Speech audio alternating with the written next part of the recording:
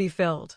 That's where Eala enters the conversation in a way that feels bigger than any single match result or ranking jump. Because her rise is no longer just about personal progression. It's about continuity. It's about what happens to a region, to an audience, to a generation of fans and players when a pioneering figure like Nishikori begins to fade from the weekly spotlight. For years, Nishikori carried Asian men's tennis on his shoulders with a mix of resilience and quiet determination.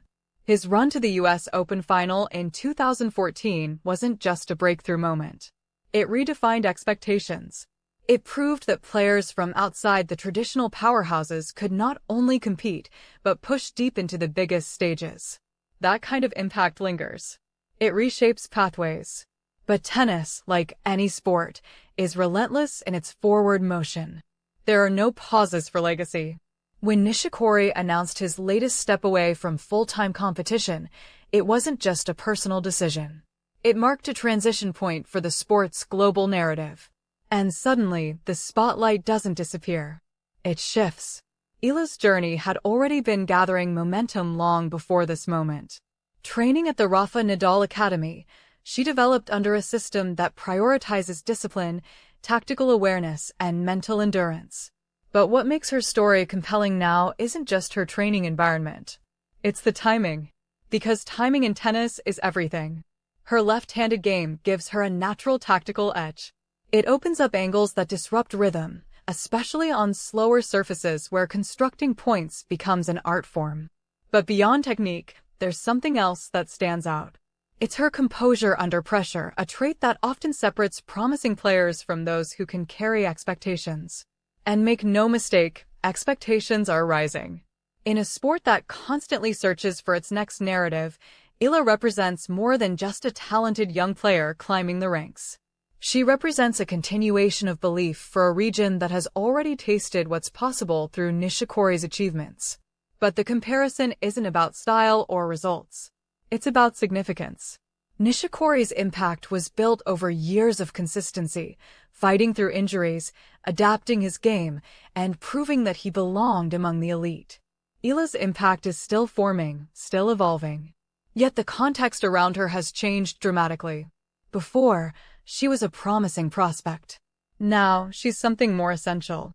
Because tennis doesn't operate in isolation. It thrives on stories, on connections, on the invisible threads that link generations. When one thread weakens, another must strengthen. That's how the sport sustains itself. Eala's recent performances show glimpses of a player who understands this, even if she doesn't explicitly carry that burden. Her shot selection has matured. She's more patient in rallies, willing to build points instead of rushing for winners. That shift is crucial, especially at higher levels where opponents punish impatience. But perhaps more importantly, she's learning how to navigate momentum. Momentum in tennis is fragile. It swings between players with subtle shifts in confidence, positioning, and decision-making. Eala's ability to recognize those shifts, to adjust mid-match, is what hints at her long-term potential. And that's where the connection to Nishikori becomes even more meaningful. Because one of Nishikori's defining traits was his ability to read matches. He wasn't the biggest server or the most physically dominant player, but he compensated with anticipation and tactical intelligence. He understood patterns, exploited weaknesses, and stayed mentally engaged even in the most demanding situations. Eala is beginning to show similar instincts. Not in a way that mirrors him directly, but in a way that suggests she's part of the same lineage of thoughtful competitors who rely on more than raw power. That matters. Because as the sport continues to evolve, with increasing emphasis on physicality and aggressive baseline play, players who can think their way through matches bring a different kind of balance. Eala's importance isn't just tied to results. It's tied to representation, to inspiration, and to the continuity of a narrative that could have easily lost its momentum after Nishikori's announcement. There's also a cultural dimension that cannot be ignored. Tennis has always been global, but its power centers have remained relatively concentrated. Players like Nishikori helped expand those boundaries, creating new fan bases and encouraging investment in regions that were previously overlooked. Eala stands at the intersection of that expansion.